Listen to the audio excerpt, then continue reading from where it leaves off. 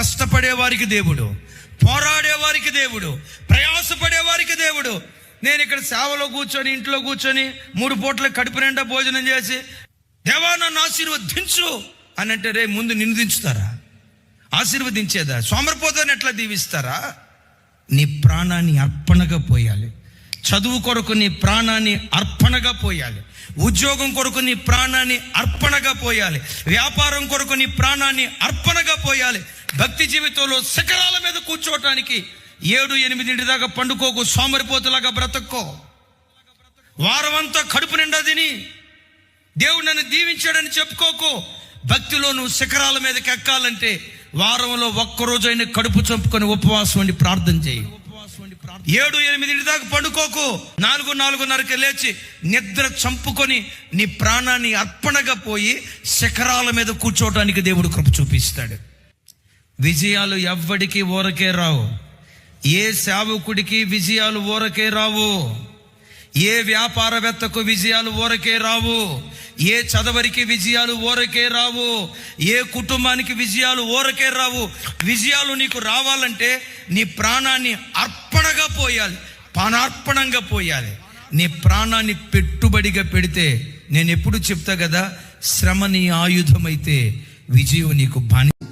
ఇంటర్వ్యూకి పిలిచారు. ఆయన పేరు విష్ణువర్ధన్ IAS. ప్రపంచ మీడియా అంతా చూస్తుండగా ఆజ్ తక్ టీవీ ఛానల్లో ఇంటర్వ్యూ చేశారు ఆయన. ఎలా నువ్వు IAS ఆఫీసర్ అయ్యావు? తృణీకరించబడిన వాడివి కదా, వెధవరాలి కుమారుడివి కదా, ఎలా ఈ స్థాయికి నీవు వచ్చావు? తల వంచి ఆయన చెప్తాడు, నా ఈ ఘనతకు ప్రధాన కారణం నా ప్రభు అయిన యేసు క్రీస్తు వారు. ఎలా అయిందయ్యా? నేను చిన్నపిల్లోడుకు ఉన్నప్పుడు మా నాన్న చనిపోయాడు. మా నాన్న తోబుట్టువులే కానీ, మా అమ్మ తోబుట్టువులే కానీ అందరూ దూరం అయిపోయారయ్యా. గవర్నమెంట్ స్కూల్లో బాత్రూమ్లు గడగటానికి ఆయాగా మా అమ్మ వచ్చేది. నా పరిస్థితిని బట్టి మా నాన్న గుర్తొచ్చి, మా నాన్నున్న దినాల్లో మా బ్రతికి ఎంత బాగుండేదో కదా, నాన్న లేకపోవటాన్ని బట్టి మా జీవితం ఇలా అయిపోయింది కదా అని బస్ స్టాండ్ దగ్గర నిలవబడి పిచ్చోడు ఏడ్చినట్లు ఏడ్చా. నేను ఏడవటం ఒక పెద్ద ఆయన చూశాడు. ఆ పెద్ద ఆయన కలిగింది ఎంతో కొంత సహాయం చేసి ఒక మాట అన్నాడట, బాబు నేను నీకు సహాయం చేస్తున్నాను, నా సహాయం 1 వారం నిన్ను పోషిస్తుంది, 1 నెల నిన్ను పోషిస్తుంది.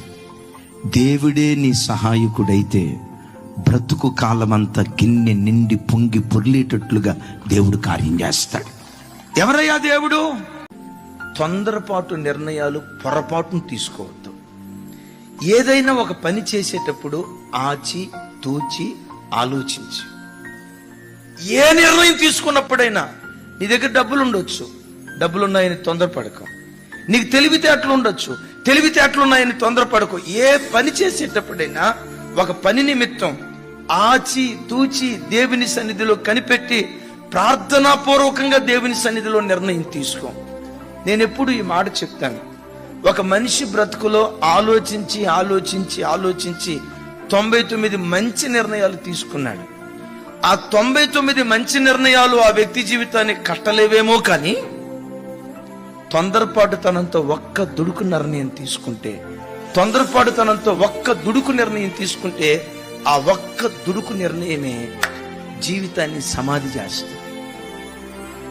నువ్వు పనిచేసే ఆఫీసులో నీ బాస్ నేను హింసించేవాడు, ఆఫీసులో నన్ను ఎక్కువ హింసిస్తున్నాడు, నాకు వద్దు ఉద్యోగం అని తొందరపడి ఆ ఉద్యోగాన్ని వదిలిపెట్టు.